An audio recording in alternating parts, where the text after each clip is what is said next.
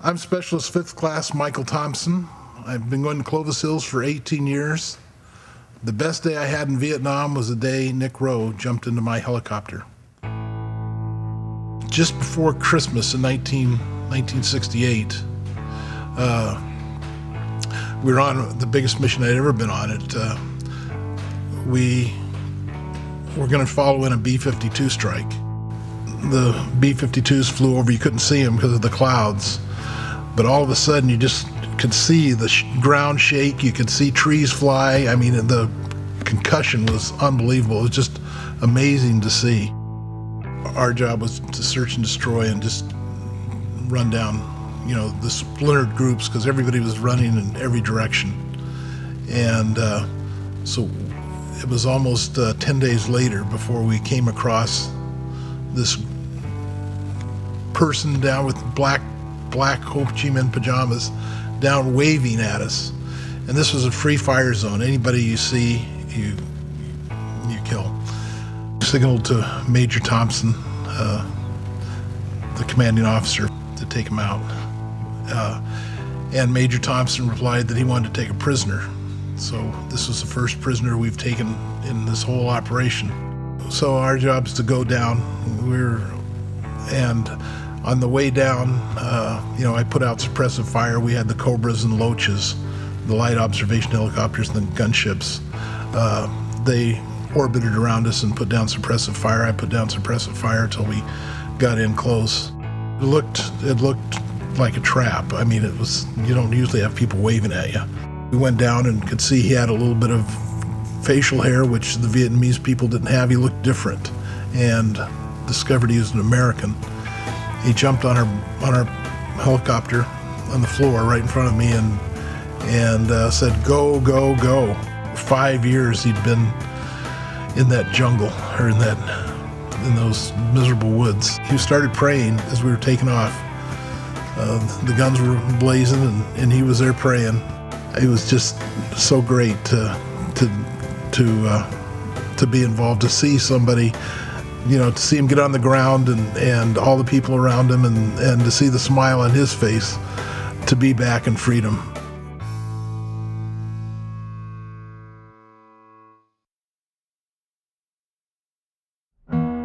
I had a hard time adjusting it. When you finish your tour, there's no counseling or anything. You're just back you come back to the States and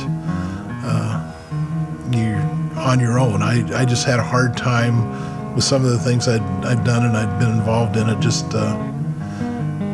just had a hard time being around people. It wasn't because I wasn't loved or anything, but I just had to be by myself. I just couldn't really, I didn't fit in. And then I had a hard time for probably 10 years. I got invited to a party. It was a group of Christians, and had a nice little function, and then some of them were singers, and they were going to sing the next, well, we went to church that night, and then they were going to sing the next day, so I went to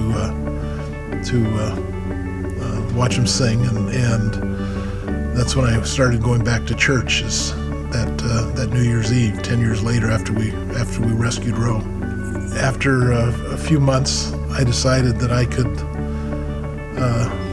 decided to give my Vietnam memories to Jesus, and got a lot of baggage off my shoulders I'd been carrying for a long time.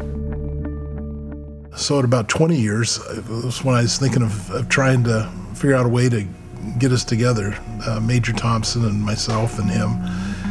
And then I read in the paper right around that time that he was assassinated in the Philippines. I was just so sad. I prayed, but it was just, it was a tough time for me. It brought back memories. Kimberly was talking about her upcoming trip to the Philippines, and I could never see myself going on a mission trip. I'm not a mission kind of guy. But the fact that I could go and honor Nick Rowe was kind of what led me to be interested in it. And then Kimberly just talking about some of the things that's going on there. That kind of put me over the top, and I decided, I'm going to do this. I'm going to go on this mission. When we were there, we were involved in a lot of projects. We put a roof, or helped redo the roof on the church, and started building another church structure. The amazing thing about that trip was to go. It was like I was in Vietnam. And the day before we were going to go home from our Philippines trip, we went into headed towards Manila, and went to the spot where Rowe was assassinated. And I had an article on respect that talked a little bit about Nick Rowe. We just had a moment of silence and prayed, and was able to honor him. I took the article and put it under a piece of rock, and left it there, and gave him a hand salute. It's really amazing the way God works, because who would have thought that my adventures 40 years ago would bring me to where I actually went on a mission trip.